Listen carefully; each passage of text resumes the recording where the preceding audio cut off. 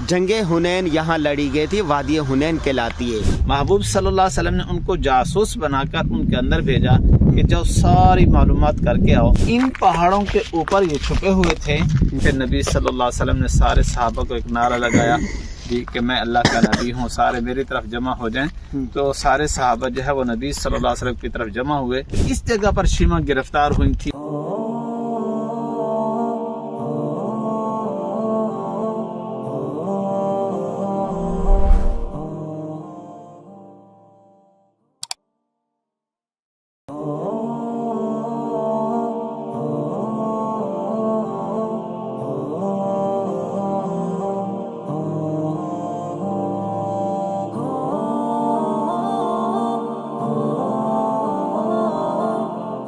जंगे हुनैन यहाँ लड़ी गई थी, वादी हुनैन कहलाती है और महल्ला भी ये हुनैन कहलाता है। ये दो भाई हैं, हमारे दोस्त हैं, बड़ी मोहब्बत करने वाले हैं, कारी साहब हैं। और देखें आज 14 सदियां गुजरने के बावजूद भी देखें किस तरह पहाड़ों के अंदर से ये उस 1400 साल पहले यहाँ पर जब जंग लड़ी गई होगी तो क्या हालात होंगे। शेख साहब तैयारी पोजीशन में हैं। मक्का मुकरमा से ताइफ जाते हुए वादी हुनैन आती है।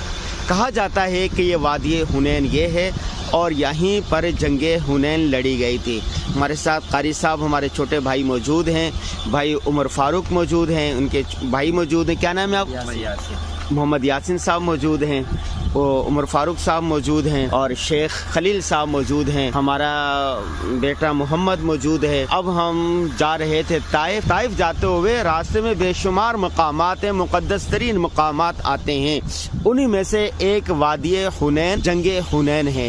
इस बारे में हम शेख साहब से जानेंगे। शेख साहब जरा बताएंगे इस बारे में। तो उससे पहले उमर फारूक, आप यहीं रहते हैं? हाँ जी, हम इधर से तकरीबन पीछे 10-12 किलोमीटर पीछे जहाँ रहते हैं हम। जराना जराना वो कहलाता है। हाँ जी, जराना वो कहलाता है। उसके दरमियान में आते शराय अल मुजाहिदीन। हाँ हाँ, हम रहते हैं, यानी तकरीबन 5-6 किलोमीटर मिकात जराना से पहले। अच्छा, कितने अरसे से रह रहे हैं आप? तकरीबन 6 साल हो गए। 6 साल हो गए, माशाल्लाह माशाल्लाह। और भाई भी कितना अरसा हो गया? ये अभी 2 महीने। आप तो दोनों ऐसे मिलते हैं कि जैसे जुड़वा हो।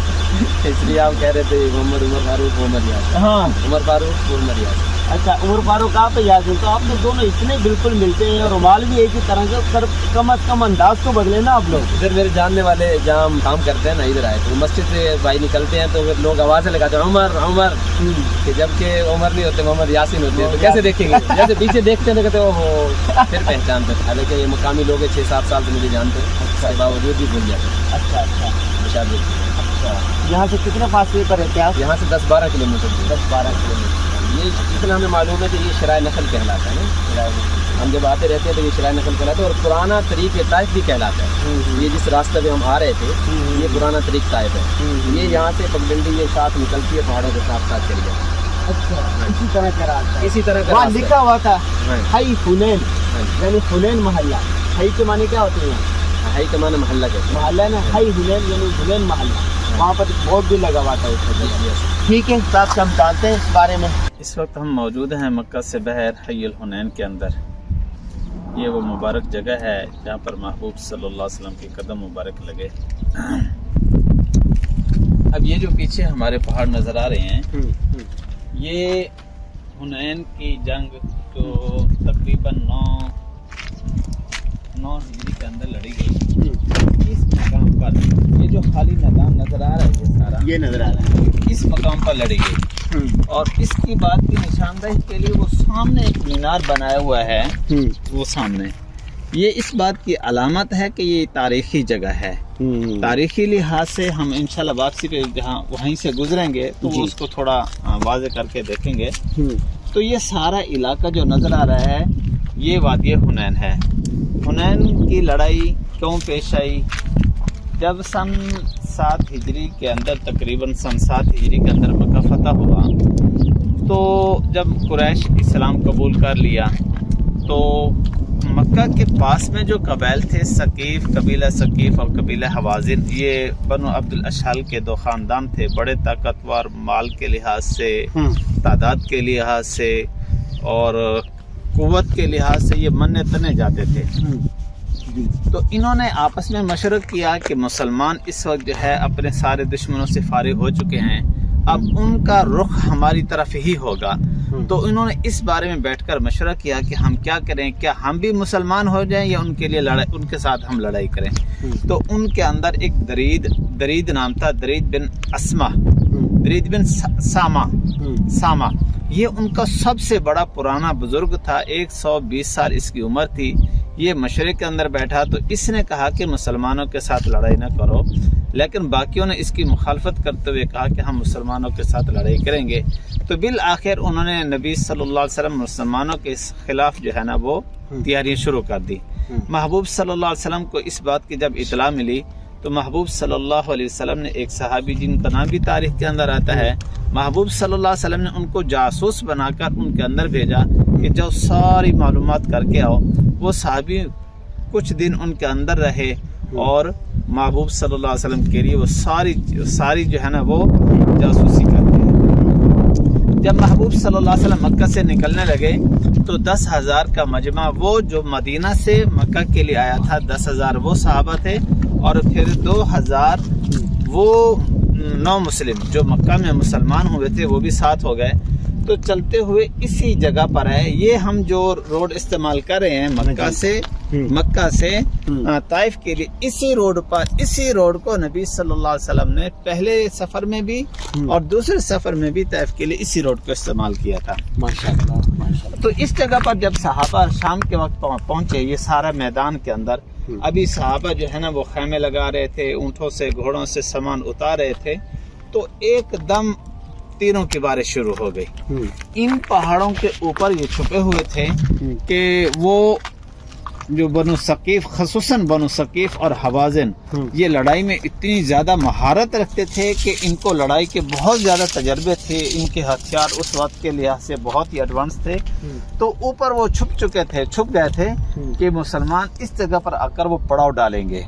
جیسے ہی صحابہ نے محبوب صلی اللہ علیہ وسلم اس جگہ پر پڑاؤ ڈالا، ابھی وہ سامان اتار ہی رہے تھے کہ اوپر سے تیروں کی بارش ہو گئی، جس سے صحابہ اور مسلمانوں کے اندر بھگدڑ مچ گئی، تو کافی سارا نقصان ہوا، صحابہ بھی شہید ہوئے۔ پھر نبی صلی اللہ علیہ وسلم نے سارے صحابہ کو ایک نعرہ لگایا کہ میں اللہ کا نبی ہوں، سارے میری طرف جمع ہو جائیں۔ تو سارے صحابہ جو ہے وہ نبی صلی اللہ علیہ وسلم کی طرف جمع ہوئے۔ پھر نبی صلی اللہ علیہ وسلم نے خود کمان کرتے ہوئے ان کے اوپر حملہ کیا، تو جس سے وہ منتشر ہو گیا، بھاگ گئے۔ اس کے اندر لاکھوں کی تعداد میں بکریاں، بھیڑیں، اونٹ، بہت زیادہ مال غنیمت حاصل ہوا، لڑائی اور ہتھیار حاصل ہوئے۔ پھر یہاں پر جو یعنی جب لڑائی ختم ہو گئی، یہ لڑائی ایک ہی دن میں ہوتی تھی، صبح سے لے کر شام تک ہوتی تھی۔ جب لڑائی ختم ہو گئی، جنگ کا فیصلہ ہو گیا، مسلمان جیت گئے اور کفار جو ہے وہ بھاگ گئے۔ ہاں، خصوصی طور پر اس لڑائی کے اندر شیما جی انشاءاللہ اللہ نے چاہا تو ہم جائیں گے اس جگہ پر، مزید میں اس کو کھولوں گا۔ شیما، انیسہ اور عبداللہ، یہ حضرت محبوب صلی اللہ علیہ وسلم کے رضائی بہن بھائی تھے۔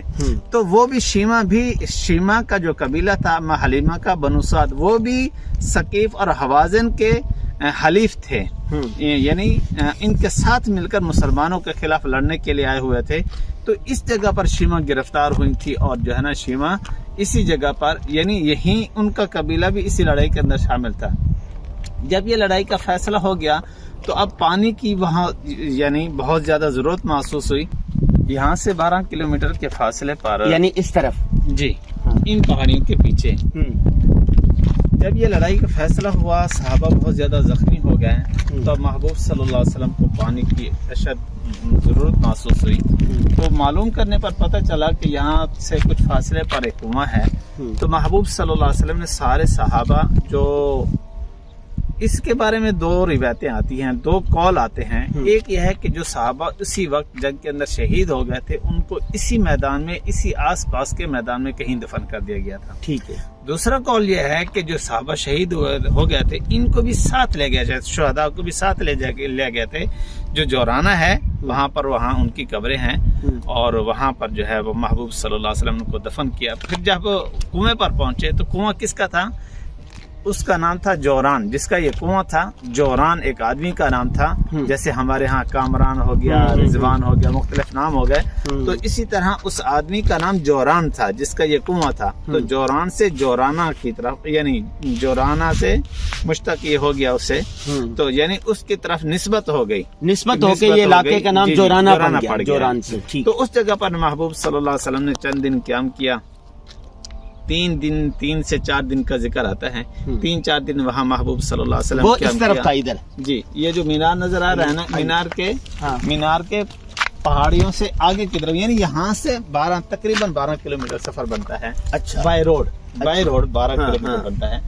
تو جب محبوب صلی اللہ علیہ وسلم وہاں پہنچے، اس کنویں کا پانی استعمال کیا، اور جو صحابہ شہید تھے ان کو بھی وہیں تدفین کی، اور جو زخمی ہوئے تھے یہاں پر ان کو علاج معالجہ کے لیے لے گئے تھے، اور پھر وہ وہاں جا کر شہید ہو گئے، فوت ہو گئے، تو ان کو بھی محبوب صلی اللہ علیہ وسلم نے اسی مقام جورانہ پر جو ہے کنویں کے آس پاس میں، وہ کنواں ابھی موجود ہے، کنواں ابھی موجود ہے، اور اب سے تقریباً 3 ماہ قبل اس کا پانی بھی تھا۔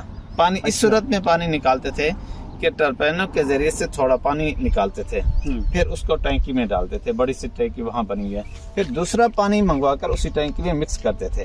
اچھا جی یہ پانی برکت کے لیے کہ محبوب صلی اللہ علیہ وسلم نے اس کا پانی استعمال کیا، پھر اس کو جو ہے نا ٹوٹیوں کے ذریعے سے سارے جو حجاج کرام جو عمرے کے لیے وہاں جاتے تھے وہ اس کا پانی استعمال کرتے تھے۔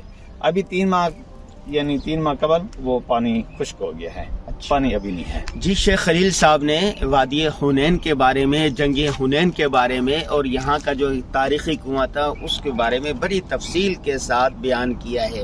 جب بھی آپ یہاں پر آئیں، مکہ مکرمہ میں آئیں، سعودی عرب میں زیارات کے لیے آئیں، تو شیخ صاحب سے رابطہ کریں، انشاءاللہ آپ کو صحیح تاریخ سے آگاہ کریں گے۔ قدیم کنواں بھی نظر آ رہا ہے، یہ جو محل ہے یہ شاہی محل ہے، یہ اس علاقے میں حنین کے میدان میں یہ علامت بتائی گئی ہے اس کی، ایک یہ مینارہ سے بنایا ہوا ہے کہ یہ تاریخی جگہ ہے۔ تاریخی جگہوں میں اس طرح کی ایک جگہ یہ بنا دیتے ہیں۔ جنگ حنین کے پہاڑ، بڑی بستی بتائی جاتی تھی، اب یہ بستی ختم ہو گئی ہے۔